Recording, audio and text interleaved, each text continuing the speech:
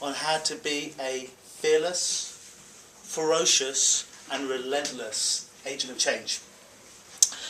I promise that today's talk will be quite different to most talks you've experienced this weekend. It will be unedited, it will be raw, and it will be very real.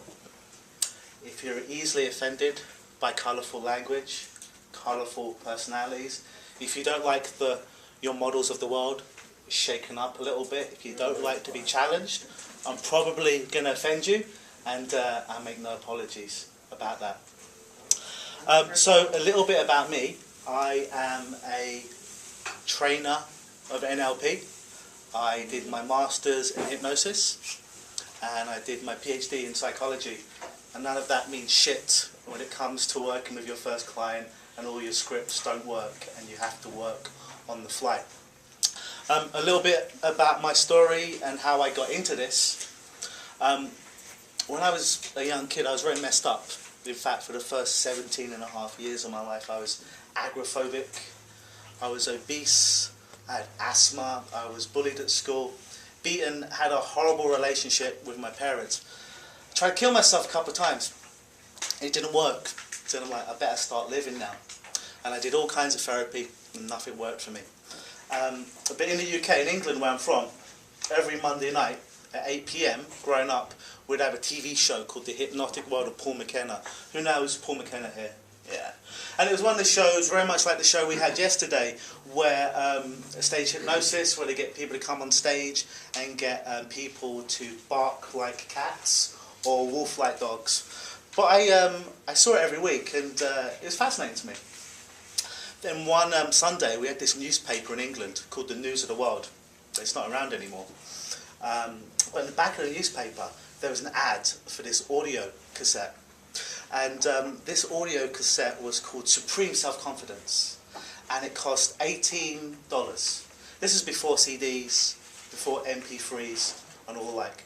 Now, I was too young to have checks back then, so I had a Saturday job, and I gave my older sister the money. She cut me a check, and I waited feverishly for that audio cassette for like 3 weeks every day. It finally came, and I had absolute belief that this audio cassette would work, because I saw this crazy show for 5 years growing up, where people were like dancing like Michael Jackson, singing like Madonna, and doing all these crazy things. So every single day, for 6 weeks, I listened to side A of that tape. And every single day, for 6 weeks, I listened to side B of that tape. And after 6 weeks, my life had changed. I'm like, shit, there must be something to this, because if it had this much of an effect on me, I need to learn this stuff. So then I spent the rest of my life, the next 17 and a half years, as an odyssey, traveling all around Europe and America and South America to learn NLP, hypnosis, timeline therapy, and how to get rapid change in people. So today's talk's not about giving you a bunch of tools and techniques. You already have a whole bunch of tools and techniques. Most of you are hypnotists, healers, therapists, and there's so many talks this weekend where you're going to get even more tools. My job today really is to help install inside you this sense of ferociousness, this sense of relentlessness, this sense of fearlessness when it comes to working with your clients. My method, if I were going to sum it up in like one sentence, is really when people come in to see me, I provoke them and I mess with them until their problems disappear. So my job's quite fun, actually. When I first got into this, all my mentors and teachers told me, don't work with children, don't work with schizophrenics, and don't work with animals. So, being the renegade that I am, I worked with kids, I worked with schizophrenics, and even my little cat, Mr. B. Even managed to hypnotise him a couple of times. It's weird. I also got to hold my hand up. I don't believe there's anything as hypnosis. I don't believe that hypnosis exists. But it just happens to work all the time. It's the weirdest thing. And what I found was a lot of my clients lied to me. They lied to me about their problems and why they were coming to see me. But more on that a little bit later. My whole process really begins on the phone. I don't meet anyone until I've screened them on the phone. And I'm anti-selling, I'm anti-marketing, I'm anti-everything. So when someone calls me up because they've seen me on TV or they've listened to me on the radio or they've read one of my articles, they call me up and what's the first thing they ask? How much does it cost? How long is it going to take? So they try and control the frame, as we say in NLP, because they're trying to compare me on price with all the other hypnotists out there and all the other NLP practitioners out there. Do you need a seat? No, we can see. Yeah, we can give you a seat. You can take this seat. I don't need this seat. Do you need some seats? Sorry, let's get the seats at the front, guys. The first thing I ask people when they call me is, I tell them, like, about 50% of the people I speak to, I have to respectfully and lovingly decline meeting with them, just because they're not ready, and I'm not ready for them to be my next failure. So I ask people what makes them so special and why I should work with them. And it starts to flip the frame, it starts to flip the script, and then people start to fight for the change over the phone. I'm like, well, it doesn't really sound like you want to give up that trauma or that phobia or that habit. Like, no, I really do. I'm like, it doesn't sound like that. But no, I'm doing. And they spend the next 20 minutes telling me why they must let go. So in all honesty, a lot of the work's already done. And I know by that point when they come in, it's just really bells and whistles, and we get their change. But people need their rituals and their routines of when they come in, of what they think hypnosis is. So anyways, back to why clients lie. One of my first clients had a really interesting problem.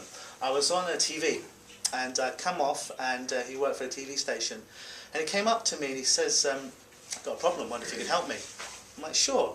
He's like, whenever I'm around a hot girl, if I ever talk to a hot girl, I vomit on her. It's a young guy. I'm like, I can see why that would be a problem. I'm like, but I don't believe you. I need to see this in real life. So our first session, I asked him to meet me at the mall, because I wanted to light up his neurology to see if he was bullshitting me or if it was real, because I found it hard to get my head around. And I like people to come in with their shit to be lit up, because then when we take it away at the end, they know there's been transformation. So walking around the mall, and I'm like, is there any girls that you like here? He's like, yes, I like that girl over there. I'm like, well, just go over and tell her she looks nice. He's like, I can't do that. I'm like, yes, you can now. So he goes over and says she looks nice, comes back. I'm like, he's like, what? I'm like, you can vomit. He's like, no, that was just beginner's luck. I'm like, all right, do you see anyone else you like? He's like, I like that girl over there. I'm like, okay, go and tell her she looks nice and stay in the conversation for 2 minutes. Fluff talk. He goes over, says she looks nice, in it for 2 minutes. Comes back. I'm like, what the fuck is going on here? You haven't vomited on anyone. You're going to pay me all this money. I'm like, try harder. He's like, no, it's because you're here. I'm like, I'll go up the escalator. I'll be on floor number 2 where I can't see you. Go and pick out any 5 girls. I'll come and meet you here in 10 minutes. I'm like, sure. I come back. I'm like, so where's the vomit? He's like, no, I can't vomit. I'm like, you told me this had been like a problem in your life for 5 years. It was destroying your life. You couldn't have any intimate relationships. I'm like, you're a liar. I don't believe you. So he came back to my office. We did a little bit of hypnosis. We did some regression, and we found out that one time in his life, he was at a party. He had too much to drink. He had too much to eat. It was late at night. He saw one hot girl he was talking to, vomited. But his unconscious mind had generalised that to every single hot girl that he saw. No, he's in a relationship, but sometimes you really have to use precision to get through people's bullshit, because they think there's a problem, but you need to really wade through it to find out what's really, really going on. So yeah, like I said, I think it's good to get people, their neurology lit up, to get them in their problem. It's like if I have a smoker, I ask for them not to smoke for 3 hours before they come to see me, because when they come in, I want them to crave a cigarette. So when the session's finished, they know it's finished and they don't crave it anymore, and they have that convincer. It's the same if I do gastric band weight loss with people. I like to get them not to eat anything for 12 hours before, because consciously they know it's all bullshit and we're just using their imagination and I'm just talking to them, but I want their unconscious mind to start to feel that they're in a medical operation. They haven't eaten for 12 hours, like if they were going to have a real medical operation. They'll wear the hospital gown, they'll smell the smells, so they're getting a lot of their senses hit from multiple angles, and we know people's unconscious mind is about 5 years of age, and if we can hit them in as many ways as we can to convince them, it doesn't matter what their conscious mind says. Physical phenomenon when it comes into hypnosis, I think, into therapeutic hypnosis. I think a lot of times we don't realise how important that is. You know, I don't know how many of you guys test your guys with some kind of physical convincers or phenomenon in your sessions. Hands up, who does that? Yeah. And I think that's good. And I think a step further, what I noticed is I used to have this girlfriend, used to be in the appropriate word, and she was a control freak. And she was very logical, and she studied psych. She did a degree in psych, and she didn't believe in any of this hypnosis stuff. So one day I decided to mess with her. I'm good like that. It's like a rebellious kid. So I just started playing with her, and we're doing like magnetic fingers. Give her a suggestion that her fingers will touch. The fingers touch. She started to freak out. Because oftentimes I realise from people, they say they don't believe in hypnosis, but then when you ask them a couple more questions, they're scared. They're scared that we have some kind of control over their mind. And I always say to my clients, that if I really had control of anyone's mind, I'd be a billionaire on some Caribbean island with 10 supermodels right now. I wouldn't be here working with them as lovely as they may be. But physical phenomenon, I think in sessions, doing physical phenomenon, but actually doing it and allowing the clients, I used to do physical phenomenon like, imagine your eyes are glued together, try and open them. In the back of my mind I was fearful, what would happen if their eyes opened? I'd look like a fraud. So I kind of trepidatiously said, try and open your eyes and find that you can't. But in the back of my mind like, shit, if they open their eyes and they don't play along, I'm going to be exposed. Then I made a shift. I realised I wanted them to try and open their eyes. I wanted them, if I did a hand stick, to try and move their hand. I really challenged them hard because I'd want it to fail. I'd really want to challenge it. And I'd get them to open their eyes and try and move their hand. I'm like, try and move your hand. You're not hypnotised, are you? They're like, no. I'm like, move your hand. And they can't. But bringing conscious mind to that process, I found in sessions really helped people believe that they were hypnotised. And we know that hypnosis is really your belief plus your expectation. So using physical phenomenon and bringing conscious awareness to it can make things so much more powerful. I had another client, schizophrenic, and I love schizophrenics. They're awesome. I wish I had their gift of positively hallucinating sounds and pictures everywhere. It's amazing. They're hypnosis machines. So this woman called me up and she says, she tells me her whole story. And about schizophrenia and wanting to lose weight and being a smoker. So I asked her, like, if we were to deal with one of those problems and it would make the most positive impact in your life, what would be the one problem we could get rid of that would make the biggest change in your life? And I thought she said would say the schizophrenia or something. She says the smoking. So in my mind I'm like, that's a little bit weird, but I'm like, fine. My smoking is like one session, maybe a follow-up if they need it. So she came in and we did the whole stop smoking in 1 hour. And tested her at the end, future paced her, she was good as gold, didn't want any cigarettes. And I will tell you, when I work with clients, I don't work with any clients who are on medication, because I find that the medication can start to interfere with the trance. You're not sure if they're linking what they're going through with the medication or if they're linking it to the hypnosis. It can really skew things. So I don't work with clients if they're on medication. I also don't work with clients who someone else is picking up the tab, whether that be their insurance or whether that be a family member or a friend, because I want them to reach into their own pocket and to feel that as they're handing over the amount of money, and I want them to own it as well. Anyways, back to my client. What client was I talking about? Smoking and future. Thank you so much. I was just testing. So she came in. She came back a month later, and she comes into my office. I'm like, so how are things? She's like, great. I'm like, so how's the smoking? She's like, I don't want to smoke at all. It's because I need to tell you. And in the session, I figured I'd put in some suggestions about schizophrenia, just to test it out. She wasn't paying for that, but I wanted to over-deliver for the smoking session. And she goes, listen, I know you didn't, I'm not smoking at all, that's not a problem anymore, thank you so much. But I've been seeing psychiatrists, counsellors, therapists for 15 years. I've been on all kinds of medication, and nothing's helped me. And I don't know what you did. And I know you didn't tackle my schizophrenia, but I've never felt happier. I've never had a better outlook in my life. And my medications are at the lowest they possibly can be, and my doctors don't believe what happened. I'm like, wow, she came in and wasn't even dealing with that. That's the power of hypnosis. There's a quote from a great philosopher called Bruce Wayne, And it's something along the lines of, and I have this on my phone, it's basically something along the lines of people needing dramatic examples to shake them out of the reality.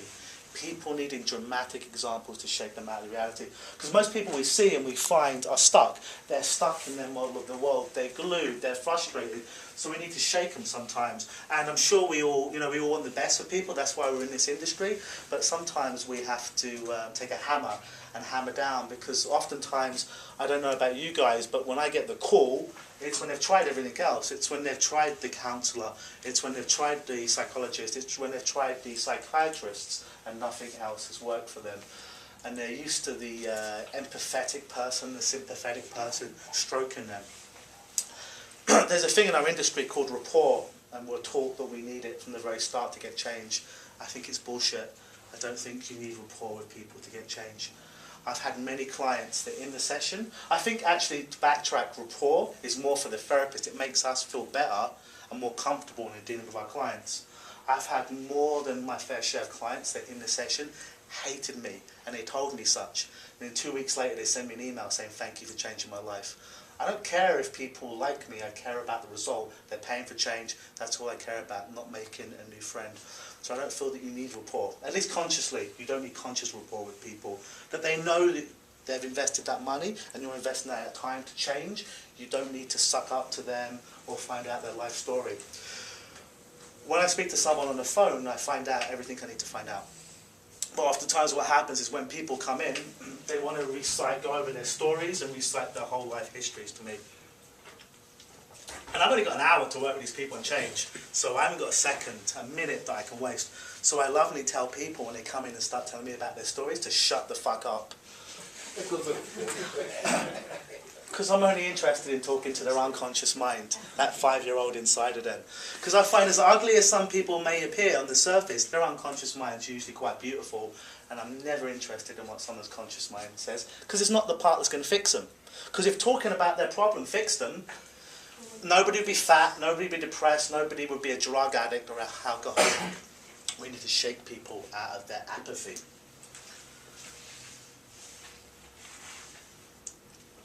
I had a client, and his name was, we'll say his name was Keith, and he was a big boy.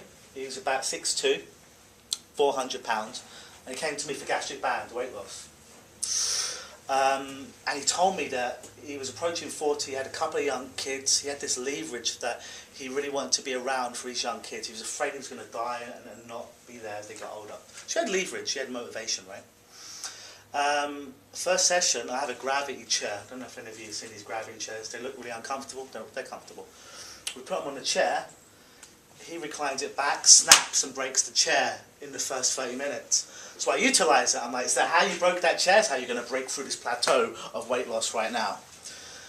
So I'm like, oh shit. So we got him up. We had to put him on the uncomfortable chair at this point. We did the session. And I always tell people that they're going to have to do some homework in between sessions, and that homework is, all that homework is listening to a 15-minute hypnotic recording that I've already produced for them, to find 15 minutes a day to do it. That's it. And they've told me how much they're invested in getting rid of their problem, how much they want to get rid of it, and so I don't think that's too much to ask. And I also don't guarantee results, can't guarantee results, because all hypnosis, as we know, is self-hypnosis. I guarantee people if they do everything I ask them to do instantaneously without thinking about it, they get results. But some people are a little bit stupid. I don't think anyone's sick. I don't think any client I've ever seen is sick, or any client you've ever seen is sick. I just think there's a lot of stupid people out there with a lot of bad programming. Anyways, this guy then emails me before the second session to say, I want to cancel, and I want a full refund. I'm like, oh, okay, why? He's like, well, this is not working for me. I'm like, you're only one session in. You got 3 more. Yeah, I just want my money back. I didn't realise I was going to have to do all this homework. All this homework? Listen to a hypnotic recording for 15 minutes a day to be there for your kids? All this homework? Yeah, I didn't realise I was going to have to do this. You told me you were a 10 out of 10. It'll be a problem. Yeah, I've changed my mind. You changed your mind? You want to die? So the conversation, I don't hang up on the guy, he was annoying me. He calls back, he's very angry now. I'm like, listen, I'm happy to hold up my end of the bargain and still work with you for the next 3 sessions, help you get change. But like you know, up front in the contract, there is no money back. So you either can stay at home, be obese, have the problem, or you can come in and transform. It's completely up to you. Begrudgingly comes in. And I said, oh, and this conversation is over. We're not going to be talking about money back after this. It's done. You come in, we do the work, we start all over. Boundaries, right? We need to have boundaries as therapists. He comes in, he's very serious, very, very upset. Comes into my office, he's like, brings up the whole money back thing. I'm like, we've already had this discussion. I'm not going to give you money back. So one or two things can happen. You can leave and have the problem, or we can work through it and transform you. What do you want to do? And this guy, big guy, wanted to fight me. Right? So I'm like, I'm going to leave the room for 5 minutes, and you make a decision. When I come back, whatever you want to do is cool, but those are your 2 choices. So I come back, I'm like, even if he decides to stay right now, the resistance is going to be huge. There is no rapport, right? This guy hates me at this point. So I come in, he's like, whoa, I guess I have to do the session. And I'm like, that's right. 3 minutes later, had his hand up in the air, he was drooling with his head down like this. I'm like, I thought they taught us we need to have rapport with people. This guy hates me, and he's like, under. And I decided to stack the odds in my favour. I mean, stack the odds in his favour. And as he was under, I decided to have a little leverage on him and give him the suggestion that the more he loses weight and gets into a healthy condition for him, the better his life will be for his kids, and the better his sexual future will be. If he decides not to do that, and he decides to gain weight and not make any change, his sexual future will shrink and shrink and shrink. I was so scared that I'd get busted with that suggestion at the end, but he didn't, and I'm happy to report he has a healthy sexual future, or sexual history right now. I had another client, and she would pull out her hair and have clumps of hair. A pretty young girl would pull out these clumps, have these big friggin' hairless patches in her head, look crazy. And she told me, I've seen all the psychiatrists, I'm on medication, I've seen counsellors, I've seen therapists, nobody can help me. Oh, okay. And I realised I do things the opposite. I look how most people do things, and I just do the opposite. I mismatch people. Because most people I see doing things not where I want to be, and having the results that I want to have. So I gave her an ordeal. And the ordeal was for the next week. This was over 4 sessions. We were going to work with her hair pulling. She told me, I got her to quantify it. She said that she was pulling out her hair about 12 hours a day. Okay. So I said to her, okay, well, for the next week, you have to keep a journal. And you are to pull your hair out every 30 minutes of the day. To keep an alarm on your watch, on your phone. Even when you're asleep, you are to pull out your hair. Don't care if it's 1 strand, 2 strands, whatever, but every 30 minutes. If you don't do this, you've fouled. So I made the problem worse for her, blow out her boundaries. Never experienced this before. She's used to people telling her to stop it, and if she could stop it, she would have stopped it by now. So she comes in the next week. She's like, I'm really sorry. I'm like, what? She goes, I couldn't fulfill the task. I'm like, what? I couldn't do the task. I'm like, well, how much did you do? Well, I tried to do it every 30 minutes, but then it turned into every hour, it turned into every 2 hours, to every 6 hours. Now I'm only pulling chunks out 4 hours of the day instead of 12. I'm like, well, that's not good enough. I realised that oftentimes when we have clients, we need to give them a bigger problem than the problem they have to get rid of it. It's almost like if you have a plane that's in the air, you need to take a plane above the plane to start to bring it down.